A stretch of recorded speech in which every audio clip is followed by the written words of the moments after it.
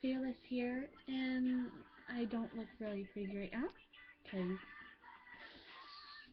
I did not feel like putting on makeup to make myself look womish.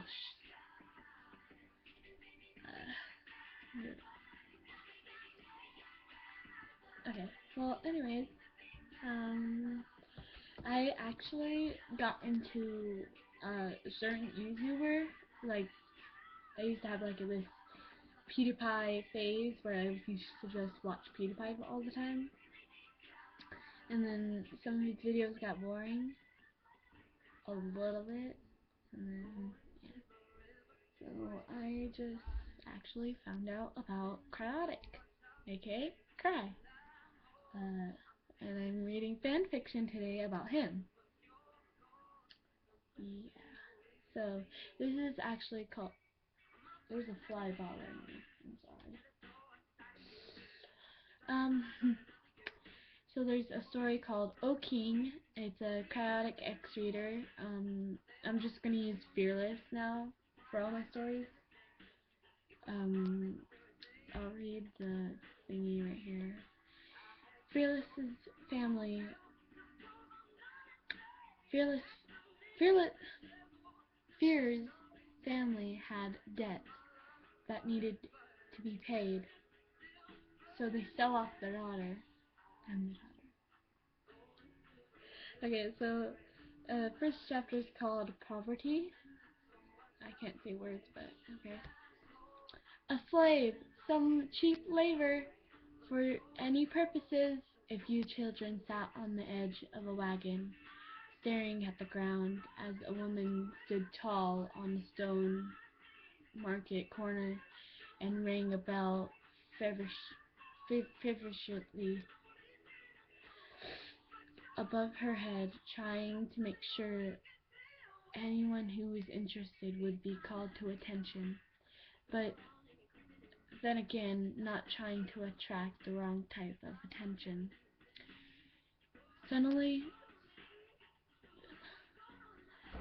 the sun slowly fell behind the castle that stood glamorously in the background, and soon it was time for the marketplace to close. Vendors from certain markets started packing their carts and heading out to the stall lock up their merchandise for the next day, up their closing up earlier than needed, so they would move out the crowd. The bells ring the bell in the bell woman's case, they already on the outskirts, so they could leave easily at any time, but they stayed longer in hopes of drawing out a customer or leaving groups of people. In time for the last church bell to ring, no one stood out in the streets anymore. The woman's bell had lowered a long time ago, and her face grew motionless as they headed back to their house. The two boys pulling the wagon, the little girl walking just behind her mother. Mother, I'm sure we'll have more luck tomorrow, the girl said, trying to not sound cheerful though. She wanted to pick her mother up with optimistic attitude. It would only make her mother worse. They headed down the cobblestone streets in silence after the girl's quiet comment until an approaching store lights shut off and tall, slender man walked out of it, his neck craned towards the family and ambled towards them as they stood frozen in one spot. The man was wasn't one commonly seen around. He had a velvet suit on, embellishment with richly colored medals over his chest, their meanings unknown. He walked with an unspoken language of knowledge and superiority. The features of the, these features gave the two boys enough to whisper about while he slowly walked towards them, but the girl soaked in his appearance. Once this stranger was close enough, the mother called back for the boys for quiet. For quiet. She actually meant silence, and walked up towards the man.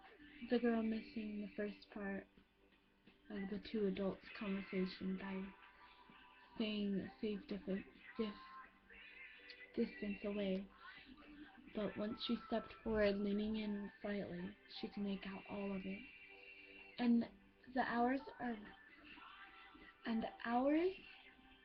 1 is 20. The man was interested. The girl deferred, and the mother had told him that an hour of labor cost him 20. Being desperate as the mother thought anyone could reignite the price down as low to 5. The man shook his head, glancing at his pocket. I'm not interested in renting. I'm interested in owning. The little girl couldn't see her mother's face, and couldn't tell by the man's expression when he looked at her. What could it even possibly be? I understand that I understand that this might seem iffy. He said iffy as if he was looking for a dumber way to say something less, so peasants could understand. But I assure you, I can provide any desired amount. His voice was calm, and expression was uncaring. What a trifling matter, he must be thinking in his head. 12,000. 12,000. The girl's mother cut in sharply. 10,000 was the debt. The family tireless worked off to pay in day in and day out. 2,000 was luxury money. The girl felt sick and backed away. Surely the man would want one of her brothers. Females weren't much needed anywhere. Much was why she was her mother's least favorite. She couldn't imagine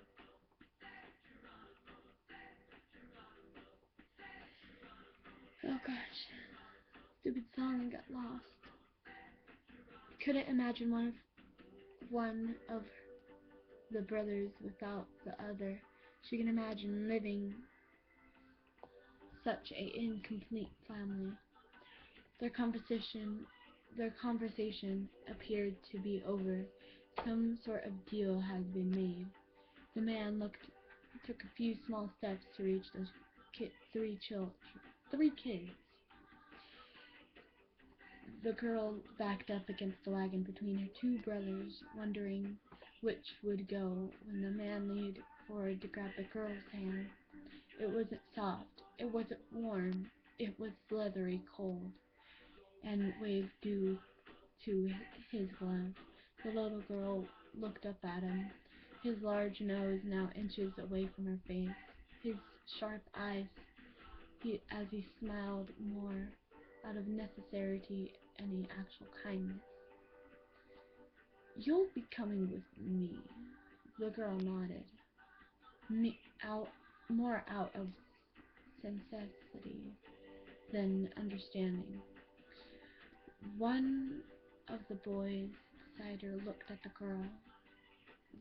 The other looked at their mother, who didn't look towards the children and held her hand to her face.